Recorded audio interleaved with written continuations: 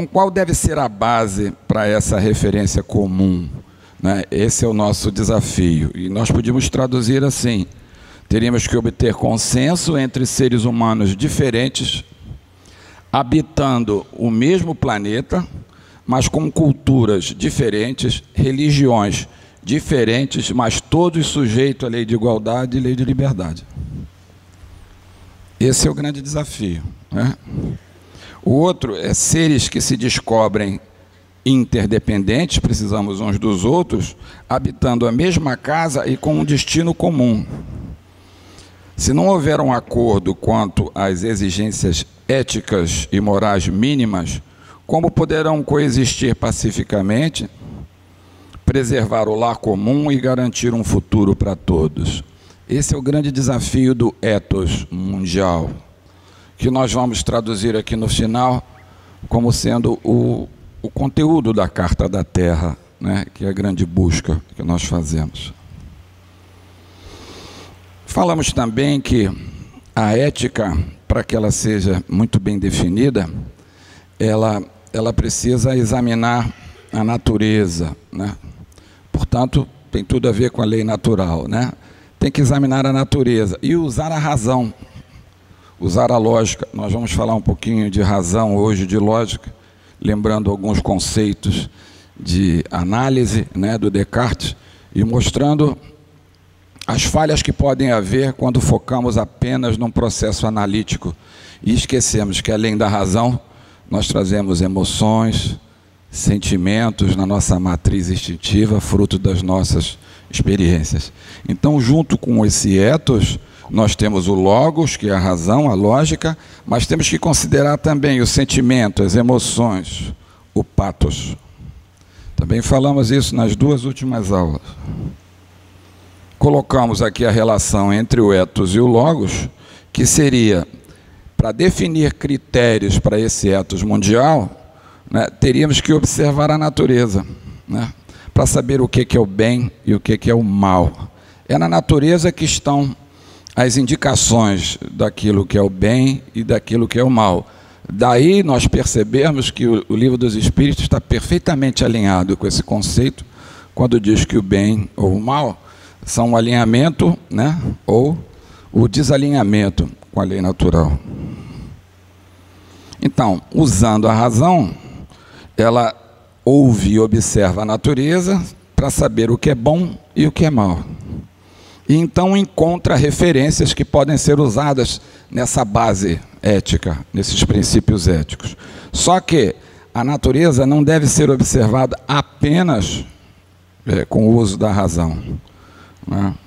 Eu preciso usar também os sentimentos, que é uma outra forma de nós enxergarmos algumas coisas que dizem respeito à nossa natureza, aquilo que nós somos, né? Então, não é só através da lógica que captamos os sinais da natureza, né? Porque nem tudo que é natural é lógico, e nem tudo que é lógico é natural. Existem outros órgãos que são capazes de perceber essa natureza, né? Como a intuição, a simpatia, a empatia, os sentidos espirituais. Essas coisas devem ser usadas também para que compreendamos a nossa natureza e a nossa relação um com o outro. Portanto, tem a ver com a lei da conservação, a lei do trabalho, a lei do progresso e por aí vai, né? A razão não é o primeiro nem o último momento da existência humana, diz o Leonardo Boff. E eu trouxe aqui o livrinho do Leonardo Boff, que a gente aconselha que vocês comprem e leiam. O título é Ethos Mundial. Então, grande parte do que nós estamos colocando, nós tiramos das observações do Leonardo Boff, né? Então, temos aqui o uso da razão, mas antes da razão, nós temos tudo aquilo que existe dentro de nós, na nossa matriz instintiva, os nossos sentimentos, a nossa empatia, as nossas experiências, tudo aquilo que nós conquistamos como seres espirituais em evolução. E, além da razão, existe a intuição, a experiência espiritual, a descoberta do eu no todo, a descoberta do todo no eu, a questão da visão holística, né?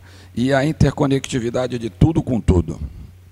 Hoje, preparando a aula, falando do Descartes, que o Descartes divide o todo em partes, analisa cada parte e depois percebe como cada parte se relaciona com o todo para fazer um diagnóstico ou estabelecer uma regra, uma lei. É o processo de análise, né? O processo oposto seria o processo de síntese. Não é? E aí existe o conceito de intuição, né? Me parece que a intuição foi o insight que eu tive, viu, professor? Não sei se eu vou falar besteira. Mas é assim, ó, quando eu analiso, eu divido o todo em partes. E muitas vezes foco em cada parte. E ao focar cada parte, eu perco a noção do todo. A intuição seria como se nós captássemos o todo de uma vez, sem precisar a análise. Então isso é uma capacidade, vai além da razão, quer dizer, sem precisar eu estar partindo os problemas em pedaços para poder ter uma visão. A intuição teria a ver assim com um conceito holístico da percepção do todo, num único impulso, né? Alguma coisa desse tipo. Não sei se é isso, mas foi assim que eu pensei. Insight, exatamente. Bom, então vamos recordar algumas coisinhas que colocamos aqui, se eu não me engano, no ano de 2008. Recordando conceitos de anos anteriores. Anteriormente, um dos módulos foi esse aqui, unidade na diversidade. E lá nós mostramos que existe a necessidade de um novo modelo civilizatório. E dentro dos módulos que em 2008 nós colocamos, nós falamos na consciência ecológica, que repetimos um pouquinho esse ano, né? Falamos da liberdade, igualdade e fraternidade, que repetimos um pouquinho esse ano na primeira aula, né? Falamos da cultura da paz, que demos uma pincelada também na aula passada sobre essa cultura da paz. E, por último, nós falamos na unidade e na diversidade, que era o motivo do módulo lá em 2008, né? E mostramos que, na realidade, existe um novo homem na face da Terra. Existe. Nós discutimos muito aqui, durante as perguntas, se o nosso mundo hoje era melhor do que o de ontem. Não tenho dúvida. Existe um novo homem na face da Terra. Até porque nós já estamos discutindo essas coisas, estudando essas coisas. E, no sentido de evolução, nós estamos vivendo uma nova era, né? É a civilização da sabedoria, aplicação da sabedoria, em que o homem deixa de ser só um homo sapiens, passa a ser um homem noéticus. A noética, né, é o estudo da consciência e da relação da consciência com a mente. Filosoficamente falando, seria um ser noético, seria um ser espiritual, né? Mental, espiritual. Portanto, intuitivo, consciente, co-criador e holístico. Isso nós falamos em outros anos anteriormente, né? Hoje nos interessa esse conceito aí de unidade na diversidade para que a gente entenda o que é essa ética da diversidade, como unificar em determinados princípios tantas coisas diferentes, tantas culturas diferentes, tantas religiões diferentes, tantas percepções diferentes, mas todas provenientes de um ser humano que habita o nosso planeta, né? Aqui é o conceito de noética, porque às vezes as pessoas querem saber o que é, né? Noética, do grego nous, mente, é a disciplina que estuda os fenômenos subjetivos da consciência, da mente, do espírito e da vida a partir do ponto de vista da ciência. Como conceito filosófico, em linhas gerais, define a dimensão espiritual do homem. Então, um homo noéticus é um homem espiritualizado. Okay?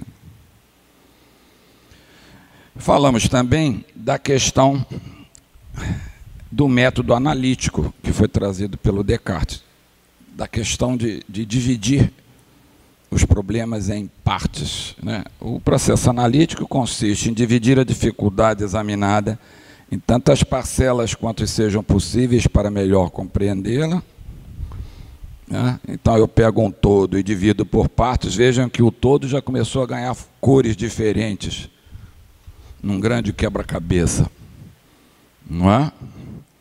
Depois eu parto do mais simples de ser examinado até o mais complicado de ser entendido, examinando essas partes para conhecer o todo. É um processo perfeito, é um processo lógico, um processo de raciocínio. Então, isso aí é um processo racional, ligado ao uso da razão, né? Qual é o grande perigo de nós generalizarmos o uso desse método em todas as coisas, esquecermos que nós somos noéticos, né? Que somos espiritualizados, temos sentimentos, temos emoções, temos experiências, portanto desenvolvemos a intuição. A intuição seria captar esse todo de primeira, sem a necessidade de dividir em partes, não é? Qual é o perigo que existe? É a fragmentação, é a especialização, né? O aumento da importância das partes em relação ao todo. Se nós olharmos o que a gente aprende na escola, a gente aprende física, química, biologia, economia, não é? E todas as ciências naturais, as ciências humanas, sempre cada uma voltada para uma parte de uma questão. Nós estamos falando da vida do homem na sociedade, tudo aquilo que ele precisa, né? Mas nós partimos as nossas disciplinas, estudamos essas coisas de maneira isolada, para que a gente compreenda partes desse todo. E essas disciplinas, elas ficam quase que como se fossem independentes, fragmentadas. E o conhecimento fica fragmentado, eu perco a visão do todo, do que nós na época chamávamos de transdisciplinaridade, né? Porque eu fico entre as disciplinas, interdisciplinar, né? Ou fico dentro de uma disciplina, apenas disciplinar. E tem um ditado que diz que quando a nossa única ferramenta é um martelo, não é? É impressionante com a quantidade de coisas que nos parecem prego, né? Se eu só tenho um martelo como ferramenta, é a única que eu tenho. Então, tudo que eu olho me parece prego, porque é a única forma de eu usar. Então, a fragmentação tem esse problema, de nós queremos resolver todos os problemas à luz de um único modelo, de um único paradigma, de uma única ferramenta, de uma única disciplina. E quando eu divido todo em partes, eu corro esse risco de me fixar numa parte como se ali estivesse a solução de todas as coisas e perco de vista o todo. Falamos também em 2008 da verdadeira Torre de Babel que gera o conhecimento em função disso, né? A fragmentação do conhecimento. Isso é colocado pelo Pierre Weil no livro Arte de Viver em Paz. Então, a humanidade acumula conhecimentos em grande quantidade, embora não desenvolva a sabedoria para utilizá-lo, ao ponto de corrermos o risco de nos autodestruir. Quebramos a unidade do conhecimento e distribuímos os pedaços entre os especialistas. Aos cientistas, a natureza. Aos filósofos, entregamos a mente. Aos artistas, entregamos o belo. Aos teólogos, entregamos a alma. Como se essas coisas fossem coisas separadas. Não é? É isso que é partir o conhecimento em pedaços, em fragmentos. Como consequência, o mundo do saber tornou-se uma verdadeira Torre de Babel, em que os especialistas falam cada qual a sua língua e ninguém se entende. De certo modo, a fragmentação só existe no pensamento, cuja propriedade essencial é justamente classificar, dividir, fracionar. É o uso da razão que leva a gente a fazer essas coisas, é o processo analítico, né? Para que em seguida estabelecer relações entre essas partes. É o pensamento analítico, né? É o pensamento cartesiano, é de fato o uso da razão na solução dos nossos problemas. Então, com essa fragmentação, nós criamos uma fantasia da separatividade, nos sentimos fora de determinadas coisas. Nós falamos aqui que o homem deveria perceber que ele é um homem do mundo, quer dizer, dentro do mundo, e teria que também se sentir diante do mundo, dentro e em frente a. Porque se ele só sente o mundo fora dele, fica muito difícil as coisas melhorarem, porque passa o sentimento do egoísmo, do egocentrismo. São os outros, nunca ele. Ele nunca está dentro daquilo em que de fato ele está dentro, né? Então essa fantasia da separatividade é extremamente nociva, e é ela que cria tanta diversidade na vida do homem aqui no planeta, né? E são conceitos colocados em 2008, hein? No plano mental, forma-se a fantasia da separatividade, que consiste em crer que o sujeito e o universo não guardam nenhuma relação. O problema da fantasia da separatividade é que, a partir do momento em que vemos o mundo exterior como algo apartado de nossa própria natureza, começamos a levantar fronteiras imaginárias, a criar limites. Todos os conflitos nascem desses limites fantasiosos. Apego, medo, ciúme, orgulho, egoísmo, raiva, estresse, sofrimento são filhos diretos da fantasia da separatividade. A busca do prazer, da felicidade, da alegria sempre é feita fora de nós, quando de fato devem ser buscados dentro de nós. E aqui nós temos uma parte da Declaração das Responsabilidades Humanas para o Desenvolvimento Sustentável e da Paz, de 1989, na Costa Rica, que diz assim: tudo o que existe faz parte do desenvolvimento de um universo interdependente. Todos os seres pertencem a esse universo. Têm uma origem comum e seguem caminhos concomitantes. Consequentemente, a evolução e o desenvolvimento de toda a humanidade e de cada ser humano é parte integrante da evolução do universo. A coisa está indo além do planeta. Quando a gente olha para esse universo infinito, não dá mais para não nos sentirmos fora dele. Nós fazemos parte desse universo infinito, desse cosmos. Bom, então vamos chegar lá onde a gente quer, que é como estabelecer princípios que definam a morada que nós queremos, né? Tanto morada individual, mental, como a morada física, né? A morada coletiva. Então, que nos traga a felicidade, o bem-estar, independente das nossas escolhas, né? Independente da nossa percepção do mundo, independente da nossa religião, né? Independente do nosso status. É disso que nós vamos falar um pouquinho aqui, né? Um pouquinho da visão holística. Na diversidade das tradições, hábitos e culturas, urge superar as clássicas contradições em que um nega o outro. Quer dizer, eu nego o outro, eu tenho uma verdade e nego a sua. Então, para mim, você não existe. Um nega o outro, né? E tornar óbvios aqueles antagonismos em que faz com que um destrua o outro. Eu nego e destruo o outro. E assumir definitivamente uma perspectiva globalizadora e holística, todos no mesmo, né, numa mesma casa. Com a visão holística, as diferenças revelam a complexidade e a riqueza única da humanidade. A humanidade é rica. Então, as diferentes culturas só trazem riqueza, são percepções diferentes de uma mesma verdade, não é?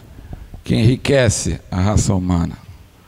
Quando se abrem umas às outras, as culturas descobrem a oportunidade do mútuo enriquecimento e da reciprocidade fundamental. Ninguém detém o monopólio das expressões possíveis das potencialidades humanas. Todas essas diferenças convergem para aquilo que é do interesse coletivo, como a salvaguarda do patrimônio natural e cultural comum e a manutenção de reprodução e desenvolvimento da vida humana e de todas as outras formas de vida. Por trás das diferentes morais, devemos ter uma única ética. Na humanidade, uma única ética. Tá? E interessante, temos religiões diferentes, professamos crenças diferentes, mas todas as religiões, todas, né, que nos religam ao Criador, têm pontos comuns.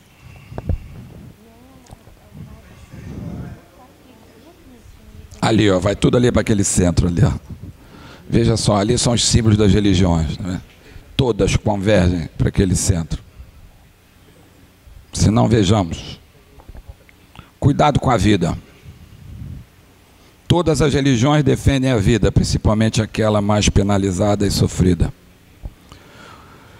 Todas as religiões defendem um comportamento ético elementar e apresentam um imperativo categórico: não matar, não mentir, não roubar, não violentar, amar pai e mãe e ter carinho com as crianças. Todas elas pregam o equilíbrio, a justa medida das coisas, o equilíbrio entre o que é legal e o que é liberal. Né? Todas elas são centradas no amor. Todas as religiões pregam a incondicionalidade do amor. Está lá, Confúcio dizia assim: o que não desejas para ti, não o faças a outro. Jesus disse isso para nós também, depois do Confúcio, né? E nos trouxe: ama o próximo como a ti mesmo. É o conceito de justiça, né? Todas trazem figuras éticas exemplares, modelos de criaturas, né, que nos trouxeram princípios e que são ícones, que servem como modelo. Todas as religiões nos trazem esses exemplos de virtude e justiça. E todas se preocupam com o sentido derradeiro, vão além da morte. E se preocupam com a vida futura. Né? Todas. Alguns acreditam na vida eterna sem reencarnação, outros acreditam na reencarnação, mas todas dizem que a vida não acaba e forçam o homem a pensar no seu sentido transcendente, no seu sentido espiritual. Olha quanta convergência. E tudo em cima de princípios básicos. Então, uma ética mundial tem que trabalhar unificando essas diferenças naquilo que elas têm de comum. Virtudes que deveriam ter um ethos mundial, uma ética mundial. Esses são assuntos que foram debatidos em Kyoto em 1970, na Conferência Mundial das Religiões em Favor da Paz. Dentre os assuntos que foram debatidos, e obviamente todos eles passam pela diversidade, estão os seguintes: há uma unidade fundamental da família humana na igualdade e dignidade de todos os seus membros. Cada ser humano é sagrado e intocável, especialmente em sua consciência. Toda a comunidade humana representa valor. O poder não pode ser igualado ao direito. O poder jamais basta a si mesmo, não é jamais absoluto e deve ser limitado pelo direito e pelo controle da comunidade. A fé, o amor, a compaixão, o altruísmo, a força do espírito e a veracidade interior são, em última instância, muito superiores ao ódio, à inimizade e ao egoísmo. Deve-se estar por obrigação do lado dos pobres e oprimidos e contra seus opressores. Alimentamos profunda esperança de que, no final, a boa vontade vai triunfar.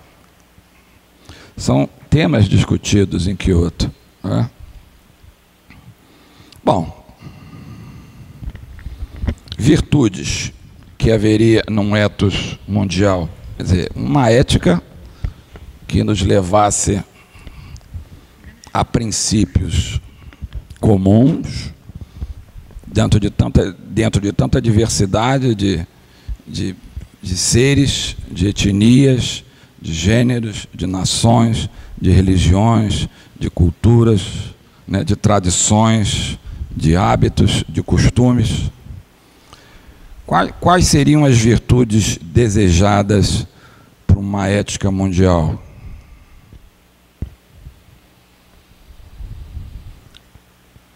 Não só a razão, mas também o coração. Então, ethos, logos, pathos. Não só a cultura material, mas também a espiritual. Não só a liberdade, mas também a justiça. Não só a igualdade, mas também a pluralidade. Não só a coexistência, mas também a paz. Não só produtividade, mas também solidariedade para com a natureza e as gerações futuras. Não só a tolerância, né, mas o ecumenismo, né? Não só a Terra, mas também o cosmos. Não só o cosmos, mas também a fonte originária de todo ser, Deus. Não só a vida terrenal e a morte, mas também a ressurreição. Eu botei entre parênteses ali, em seu sentido original, que é o de muitas vidas, né? Portanto, a vida eterna, a vida espiritual. Essas seriam as virtudes que nós esperaríamos de uma ética que tentasse colocar para a humanidade, né, com tudo que ela contém, os princípios básicos que deveriam nortear a nossa morada, a nossa convivência, o nosso relacionamento, né, para que a gente pudesse preservar o mundo em que vivemos para hoje e para o futuro, dentro de um conceito de uma cultura de paz, né? Isso é do Leonardo Boff, está aqui nesse livrinho, né, que é Ethos Mundial, um consenso mínimo entre os homens, entre os humanos. Bom, chegamos no nosso coração. E esse é o nosso coração. A Carta da Terra. Essa Carta da Terra ela foi ratificada pela Unesco em março de 2000. Em Paris. Tá? E aí ela traz alguns princípios.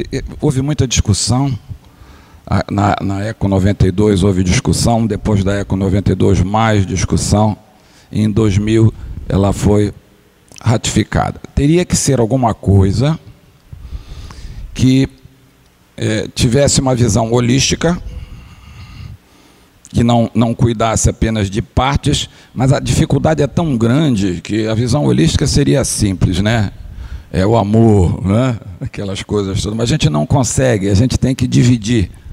Então, ela ainda é segmentada dentro de algumas particularidades, para que nós entendêssemos, para que nós pudéssemos entender qual tipo de conduta nos é recomendado. Qual tipo de conduta se espera, não só em nível individual, como em nível coletivo, né? Não só em nível individual, mas também na criação de uma cultura. Que isso se tornasse uma cultura inserida em todos os povos, em todas as épocas, né? Esse seria o objetivo desse ethos mundial. A Carta da Terra é aquele começo da discussão, é a preparação de um mundo para que aquele novo homem na face da Terra possa vir a se constituir, conseguir constituir uma nova humanidade, uma humanidade que transforme o nosso mundo, desse mundo de provas e expiações, para um mundo de regeneração, de fato, onde o bem passa a predominar sobre o mal. Portanto, os princípios éticos, né, orientando realmente a nossa moral e as nossas virtudes morais caminhando sempre no sentido de nos aperfeiçoarmos no entendimento dessa ética, no cumprimento desses princípios. Bom, então, como nós gostamos do coração, vamos deixar o nosso coração pulsando. Não é? É porque a Terra, vocês podem entender o nosso planeta como um ser vivo. A Terra pulsa. Ela pulsa e reage a toda ação que nós geramos contra ela. Não é? Essa é a nossa morada. E nós devemos amar essa morada, porque é nossa. Está aí o coração pulsando. A Carta da Terra, ela coloca alguns princípios, grupa todo o detalhamento desses princípios em 4 grandes princípios. O primeiro é respeitar e cuidar da comunidade de vida. Respeitar e cuidar da comunidade de vida. A gente falou aqui da ética do cuidado, nós passamos por isso aqui. Vamos ver o que ele diz no respeitar e cuidar da comunidade da vida. Respeitar a terra e a vida em toda a sua diversidade. Unidade numa diversidade, não é isso? Cuidar da comunidade da vida com compreensão, compaixão e amor. A palavra compaixão, né?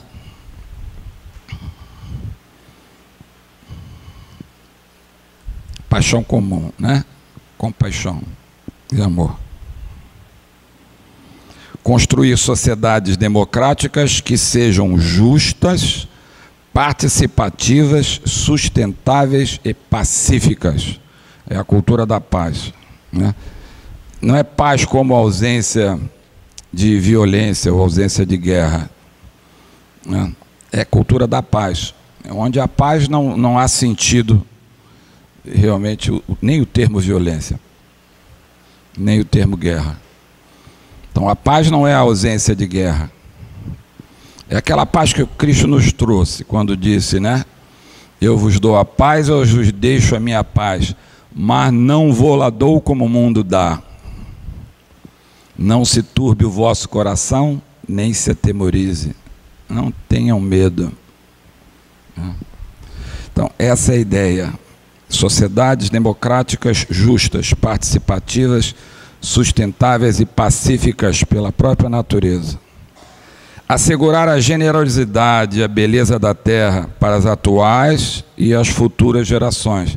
Então é aquela responsabilidade que nós temos no conceito de sustentabilidade de preservar o futuro das próximas gerações. Para o espírita isso é mais preocupante ainda, né? Porque nós acreditamos em reencarnação, não é fato? Se nós não preservarmos agora esse mundo, que mundo teremos? Nós vamos voltar a ele. Como fica? Não é? Então é responsabilidade para com os outros e para com nós mesmos. Porque nós vamos ser devidamente atingidos por tudo aquilo que desviarmos. Bom, então isso aí ainda se desdobra. Nós não vamos colocar o desdobramento disso, porque faz todo um detalhamento. Quem quiser saber mais detalhes sobre a Carta da Terra, é simples. Entra na internet, bota lá no Google, a Carta da Terra. Vem o texto inteiro. Aí a gente faz uma pesquisa. Isso se detalha numa porção de pedacinhos. É a questão do Descartes, não tem jeito. A gente usa a lógica, a gente começa a detalhar, a desdobrar. Né? E vamos vendo casos particulares. A gente pega o todo e divide em partes. Bom, então esse é o grande princípio aí. Respeitar e cuidar da comunidade de vida. Segundo grande princípio, integridade ecológica. Aí. O que fala da integridade ecológica aí? Proteger e restaurar a integridade dos sistemas ecológicos da Terra, com especial atenção à diversidade biológica e aos processos naturais que sustentam a vida. Esse é um. Prevenir o dano ao ambiente como o melhor método de proteção ambiental e, quando o conhecimento for limitado, assumir uma postura de precaução. Aqui é um conceito interessante, é o princípio da precaução, da cautela. Quem é advogado conhece bem esse princípio aí, né? Qual é a diferença que existe entre a prevenção e a precaução ou cautela? É o conhecimento ou não das consequências do que fazemos. Quando nós conhecemos a consequência do que fazemos e não gostamos dessa consequência, nós devemos ser preventivos. Devemos prevenir a ocorrência de coisas que nós não desejamos que ocorra. Somos preventivos quando conhecemos o efeito, não é? E é assim que a gente vai se aprimorando moralmente, prevenindo a ocorrência de determinadas coisas na nossa vida, porque sabemos os efeitos das nossas escolhas, não é? A precaução, ela, apesar de ser uma prevenção, ela só tem sentido quando eu desconheço o efeito. Então, se a gente não conhece o efeito, não deve fazer, até que a gente saiba exatamente todos os efeitos prováveis de ocorrer. Então, esse é um princípio do direito. O direito ambiental passa diretamente por essa necessidade de ter cautela, precaução. Quando não conhecemos o efeito daquilo que fazemos, daquilo que produzimos, é melhor não produzir, até que tenhamos levantado todas as consequências das nossas escolhas. E é isso que está dito ali, ó. Prevenir o dano ao ambiente como o melhor método de proteção ambiental. Então, está nos aconselhando a ser preventivos, mas quando o conhecimento for limitado, quer dizer, eu não sei tudo o que pode acontecer, assumir uma postura de precaução, de cautela. A cautela, o sentido da cautela é eu não conheço, portanto, não devo agir, até que saiba tudo aquilo que tem probabilidade de acontecer. Adotar padrões de produção, consumo e reprodução que protejam as capacidades regenerativas da terra, os direitos humanos e o bem-estar comunitário. É porque não existe atividade humana que não seja poluidora. Toda atividade humana é poluidora. Mas é preciso a gente dar meios à natureza de se refazer, porque quando a gente polui acima de um determinado valor, ela não se recupera, ela não se regenera, né? Então a gente tem que respeitar essa capacidade regenerativa da terra. Ela tem uma capacidade regenerativa. E nós devemos nos acostumar a trabalhar dentro desses limites, para que tudo aquilo que a gente esteja fazendo contra o meio ambiente tenha capacidade de se regenerar. Avançar o estudo da sustentabilidade ecológica e promover o intercâmbio aberto e aplicação ampla do conhecimento adquirido, com técnicas mais limpas, com tecnologia avançada, com um cuidado com o meio ambiente como premissa, né? Então, as novas tecnologias, a nova organização das comunidades, a forma como pensamos na nossa relação com o meio ambiente, né, isso é fundamental. Então, temos que avançar nesse estudo e descobrir soluções tecnológicas que nos impeçam de impactar no meio ambiente e destruir a vida. Bom, o terceiro princípio é a justiça social e econômica. Erradicar a pobreza como um imperativo ético, social e ambiental. É direto, gente. Erradicar a pobreza. Bom, erradicar a pobreza não é dar o peixe, distribuir o peixe. Alguns podiam dizer, não, é ensinar a pescar. Não só, porque eu posso ensinar a pescar e as pessoas podem não querer pescar. Eu tenho que dar o peixe quando necessário, no nível mais baixo, né? Quando está em crise, precisa ensinar a pescar e estimular a pesca, para que as pessoas queiram, de fato, pescar. Esse é o princípio que norteia a missão do Lar Fabiano de Cristo. Nós não somos assistencialistas, né? Nós procuramos dar o peixe onde ele está sendo necessário, procuramos ensinar a pescaria e, sobretudo, estimular o tempo inteiro que essas famílias que vivem em situação de vulnerabilidade social saiam daquele nível de miséria e consigam superar aquela situação pelo aumento da sua autoestima, com a percepção que elas passam a ter, que elas são importantes, que elas têm que conviver com a sociedade e que elas têm condição de realmente ter uma vida, embora pobre, uma vida digna, né? A ideia é erradicar a pobreza, ou seja, justiça social, igualdade social, é diminuir esses níveis, esses desníveis que existem entre as diferentes pessoas desse planeta aqui. Garantir que as atividades e instituições econômicas em todos os níveis promovam o desenvolvimento humano de forma equitativa e sustentável. Afirmar a igualdade e a equidade dos gêneros como pré-requisitos para o desenvolvimento sustentável e assegurar o acesso universal à educação, à assistência de saúde e às oportunidades econômicas. Educação, sobretudo. Defender, sem discriminação, os direitos de todas as pessoas a um ambiente natural e social capaz de assegurar a dignidade humana, a saúde corporal e o bem-estar espiritual, com especial atenção aos direitos dos povos indígenas e minorias. Esse é o terceiro grande princípio. E o último princípio é a democracia, a não violência e a paz.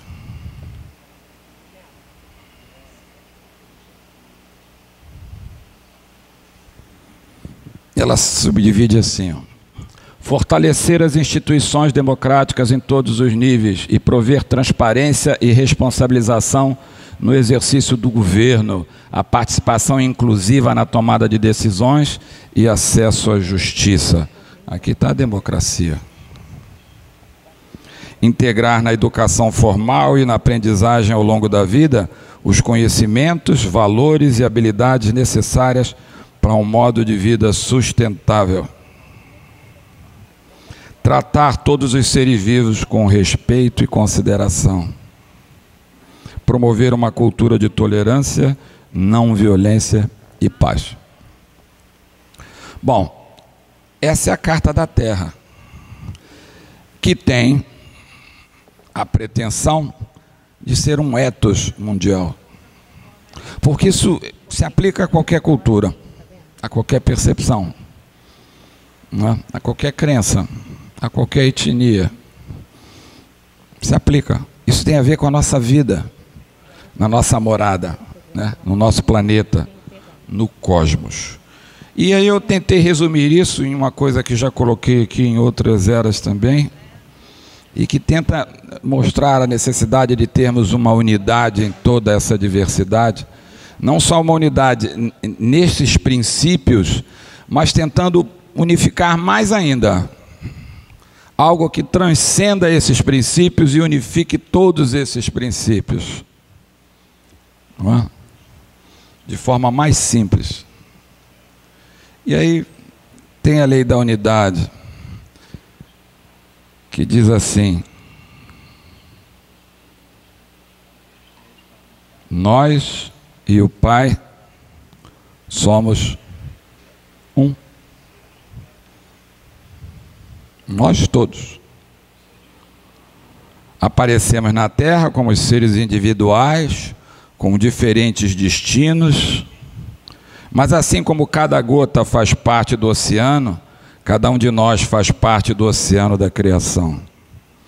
Encontre amor e paz interior nas profundezas da verdade maior de que todos constituímos uma única família. A última mensagem é que haja muita paz em nossos corações. É o que eu desejo, que assim seja.